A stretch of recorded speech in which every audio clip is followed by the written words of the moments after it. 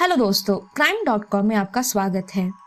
जैसे ही हमने first part में आप सभी को बताया कैसे मुस्कान और साहिल मिलकर सौरभ को रास्ते से हटाने की प्लानिंग करते हैं और गूगल पर सर्च करते हैं कि कैसे सौरभ की हत्या करें।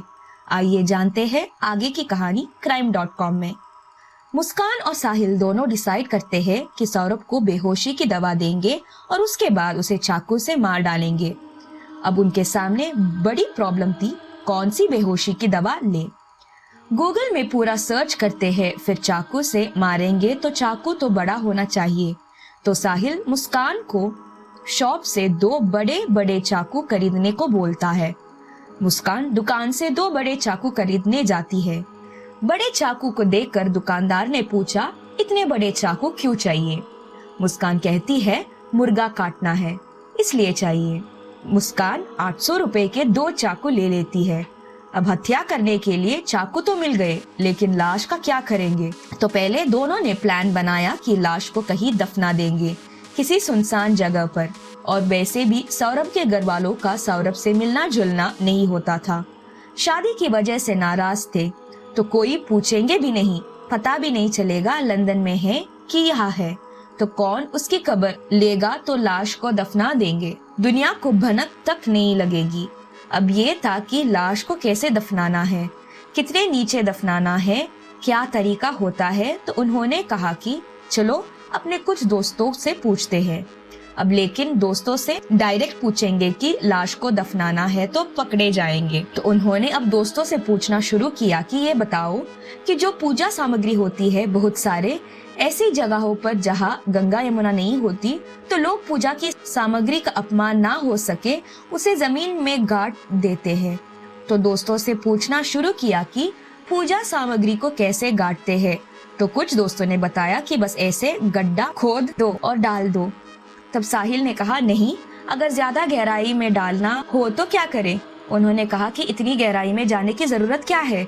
तब साहिल ऐसे ही पूछता है कि अच्छा, अगर लाश को दफनाना हो तो कोई तरीका होता है? दोस्तों ने साहिल से कहा, तू पागल है, क्या इस तरह की बातें कर रहा है? फिर साहिल डर गए कि कहीं दोस्त खुलासा ना कर दे। साहिल ने लाश को दफनाने का आइडिया ड्रॉप कर दिया और इसके बाद एक नया आइडिया आया कि क्यों ना एक ड्रम खरीदते हैं, ड्रम में लाश के टुकड़े डालते हैं और उसके बाद सीमेंट का घोल डाल देंगे, ड्रम पैक कर देंगे, कभी पता ही नहीं चलेगा ड्रम के अंदर क्या है। तय हो जाता है कैसे हत्या को अंजाम देना है। अब बस सौरभ का इंतजार था। दिन आता है 25 फरवरी। उस दिन मुस्कान का जन्मदिन होता है। तमाम लड़ाइयों के बावजूद भी सौरभ मुस्कान से प्यार करता था, तो अपनी बीवी के जन्मदिन पर खास लंदन से वो मेरठ आ जाता है और मुस्कान को बताता है कि मैं 24 फरवरी को पहुंच जाऊंगा। 25 को जन्मदिन था तो साथ में मनाएंगे पति पत्नी और बेटी। तो मुस्कान साहिल को बताती है कि सौरभ 24 फरवरी को वो आ रहा है। दोनों तय करते हैं कि मुस्कान के बर्थडे के दिन यानी 25 फरवरी को ही सौरभ को मार डालेंगे। प्लान ये था कि बेहोशी की दवा सौरभ की शराब में मिलाएंगे, उसे पिलाएंगे और जब वो बेहोश हो जाएगा तो उसे दोनों मिलकर चाकू से मार देंगे। दोनों अब इस हत्या के लिए तैयार थे। 25 फरवरी को मुस्कान का जन्मदिन मनाया जाता है। अब मुस्कान सौरभ की नजरों से बचकर शराब में बेहोशी की दवा मिला देती है, लेकिन सौरभ शराब पीने से इनकार कर देता है, कहता है आज मैं नहीं पीऊंगा।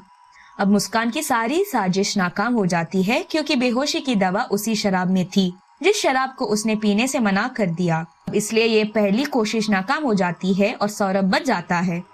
अब जब बच गया तो अगले दिन फिर साहिल और मुस्कान मिलते हैं कि अब क्या करें। तो उन्होंने मौत की अगली तारीख चुनी, 3 मार्च। 3 मार्च इसलिए चुनी क्योंकि सौरभ और मुस्कान की बेटी का 2nd क्लास का एग्जाम था और 3 मार्च को लास्ट पेपर था।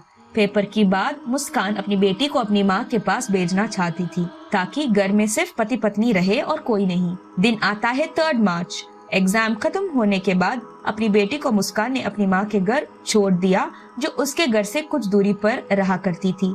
अब घर में सिर्फ सौरभ और मुस्कान थे। साहिल मुस्कान को आइडिया देता है और ठीक वैसे ही मुस्कान ने उस पर काम करना शुरू कर देती है, लेकिन मुस्कान सोचती है कहीं इस बार भी सौरभ शराब पीने से मना ना कर दे। तो मुस्कान ने एक खेल खेला। उसने सौरभ का सबसे पसंदीदा खाना बनाया और सौरभ को कोफ्ता बहुत पसंद थे। मुस्कान ने कोफ्ता में बेहोशी की दवा मिला देती है। रात के करीब 9:30 बजे सौरभ खाना खाता और धीरे धीरे उसे बेहोशी दवा का असर होने लगता है। वो नींद की आगोश में चला जाता है। सौरभ के बेहोश होने के बाद 12 बजे के आसपास अब मुस्कान ने साहिल को फोन किया और कहा कि वो बेहोश हो गया है, घर आ जाओ। साहिल घर आ जाता है। अब वो टाइम आ गया था जिसको दोनों मिलकर बेसब्री से इंतजार कर रहे थे। मुस्कान दोनों चाकू निकालती है और साहिल से कहती है कि तुम मारो। साहिल अंधविश्वास था। वो कहता है, नहीं, अपने पति का वध तुम करोगी। पहला वार, पहला खंजर इसके सीने में तुम उतारोगे। मुस्कान की हिम्मत जवाब दे जाती है, लेकिन वो कहता है, तुम ऐसा करोगी। वो मुस्कान के हाथ में खंजर देता है। वही चाकू उसके सीने के करीब ले जाता है और उसके बाद अचानक साहिल उसी हाथ पर जोर से हाथ मारता है और खंजर सीने के अंदर उतर जाता है। थोड़ी देर में सौरभ की मौत हो जाती है। मौत के बाद साहिल उसकी दोनों हथेलियों को काट देता है। काटने के बाद सर को दर्द से अलग करता है। एक बैग में सर और दोनों हथेलियां रखता है, दूसरे बैग में दर्द रखता है। दर्द वाला हिस्सा बैग में डालकर मुस्कान के ही बेड के नीचे रख देता है और जिसमें सर और हथेलियां थी उस बैग को साहिल रात के 3 बजे अपने साथ घर ले जाता है, जो कि पड़ोस में था। अब मुस्कान घर में अकेली थी, उसी कमरे में जिस बेड के नीचे उसके पति का दर्द था। मुस्कान सोने की कोशिश करती है पर नींद नहीं आती है क्योंकि उसे डर लगता है और साहिल को फोन करती है कि मैं यहाँ अकेली नहीं रह पाऊंगी, मुझे डर लग रहा है। साहिल कहता है कि मेरे घर आ जाओ। मुस्कान रात को फिर साहिल के घर चली जाती है और दोनों आराम से सो जाते हैं। सुबह वही बैग लेकर साहिल वापस घर आता है। उसके बाद मुस्कान से कहता है, तुम मार्केट जाओ, सीमेंट लेकर आओ। मुस्कान एक बोरी सीमेंट लेकर आती है। इसके बाद ड्रम पहले से ही घर में लेकर रखा हुआ था। उस ड्रम को लिटाते हैं, उसके अंदर बॉडी के 3 टुकड़े, सर, दर्द और दोनों हथेलियां डालते हैं। उसके ऊपर सीमेंट की बोरी पलट देते हैं, फिर उसमें पानी डालकर फुल कर देते हैं। ड्रम का ढक्कन बंद कर देते हैं। ड्रम को उसी कमरे में छोड़ देते हैं। फिर ब्लिंकिट से 10 किलो का ब्लीच ऑर्डर करते हैं। पूरे घर की सफाई करते हैं। ये सब करने के बाद अब 4 मार्च की शाम हो जाती है। दोनों एक कैब बुक करते हैं और उस कैब में बैठकर वहां से शिमला के लिए निकल जाते हैं। मुस्कान को कोई टेंशन नहीं था क्योंकि वो जानती थी कि सौरभ के घर वालों को पता है कि वो लंदन से आया हुआ है, तो सौरभ और वो शिमला घूमने चले गए। सौरभ के कत्ल के बाद उसका मोबाइल अब मुस्कान के कब्जे में था। सौरभ के मोबाइल से सौरभ के भाई और बहन को मैसेज करती है कि मैं और मुस्कान शिमला जा रहे हैं घूमने। वहां से मनाली जाएंगे और वहां से कसौल जाएंगे। उधर से भाई बहन की रिप्लाई भी आ रहे थे। शाम करीब 7:30 बजे दिल्ली चुंगी से कैब चालक प्रतापपुर निवासी अजब सिंह के कैब में सवार होते हैं। सुबह शिमला के एक होटल में दोनों ने खुद को पति पत्नी बताते हैं और उधर रुकते हैं। यहाँ 3 दिन तक दोनों घूमते फिरते हैं और इसके बाद कसौल जाते हैं और 5 दिन रुकते हैं। यहाँ घूमते फिरते रहे और बर्फ में एंजॉय करते हैं। क्लब में जाकर दोनों डांस भी करते हैं। इस बीच में होली आ जाती है। तो भाई बहन कॉल करते हैं पूछने के लिए कि होली के दिन घर कब आओगे। मुस्कान कॉल उठा नहीं सकती थी क्योंकि आवाज से पकड़ी जाती, तो सिर्फ मैसेज पर रिप्लाई कर रही थी। मुस्कान ने रिप्लाई दिया कि नहीं, हम यहाँ घूम रहे हैं, होली में नहीं आ पाएंगे। जबकि भाई बहन को बड़ा अटपट लगा कि होली में क्यों नहीं आ रहे, 2 साल बाद तो देश आया था। मुस्कान सौरभ के मोबाइल से सबको मैसेज करती रही, रिप्लाई करती रही, बताती रही हम सब ठीक है, अभी यहाँ वहाँ घूम रहे हैं। 14 दिन बीत जाते हैं। 18 मार्च की तारीख आ जाती है। मुस्कान घर से कुल 84,000 लेकर निकली थी। कुछ पैसे साहिल के पास भी थे, वो सब घूमने फिरने में खत्म हो जाते हैं। मुस्कान को पता था कि सौरभ के अकाउंट में 6 लाख है, लेकिन उसके अकाउंट से पैसा निकालने में उसे मुश्किल हो रही थी। 18 मार्च को मुस्कान अपनी माँ को फोन करती है। मुस्कान अपनी माँ से पूछती है कि ये बताओ कि सौरभ के अकाउंट से पैसे कैसे निकालूं।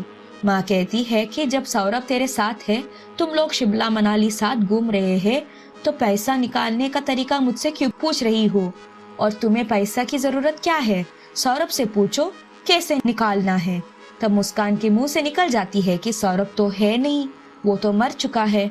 ये बात सुनकर माँ घबरा जाती है। माँ समझ जाती है कि कुछ गड़बड़ है, क्योंकि होली पर भी वो घर नहीं आई। बेटी यहाँ छोड़कर गई हुई है और पहले रिश्ते के बारे में और डिवोर्स के बारे में भी उन्हें मालूम था कि ये गड़बड़ चल रहा है। मालूम था कि कोई गड़बड़ चल रहा है। तो माँ बाप पुलिस स्टेशन पहुंच जाते हैं और पुलिस को पूरी कहानी बताता है कि मेरी बेटी ने ये बताया और वो 14 दिनों से घर पर भी नहीं है।